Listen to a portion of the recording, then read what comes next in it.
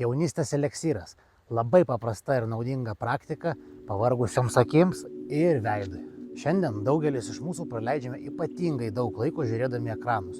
Telefonas, kompiuteris, planšetė, televizorius, visur ryškios šviesos. Nuo to mūsų akis pavargsta, regėjimas prastėja, o veidas toks lyg būtų sustingęs, praradęs gyvybingumą. Yra paprastas, natūralus ir visiškai nemokamas būdas, kaip mes galime padėti savo akims ir veidui. Kilęs iš rytų ir vadinamas jaunystės eleksyru. Štai kaip jis darom. Užsimerkite, palaiduokit kūną, įtrinkite savo delnus, kol prasidės delnuose jaustis malonus karštis. Stipriai patrinam, turi jaustis geras karštis.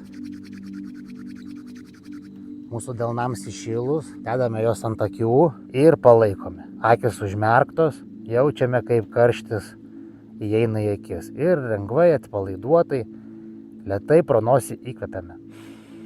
Ir iškvepiame. Kvepuojame ir jaučiame, kaip šiluma, įsivaizduojam, kaip šiluma patenka į mūsų veidą, akis, užpildo visą galvą. Maloni šiluma. Tai pastovim minutę kitą, tegul visa šiluma sueina į veidą, į akis. Ir po kažkiek tais laiko, delnams atvėsus, lėtai galite atsimerkti ir patraukti savo rankas.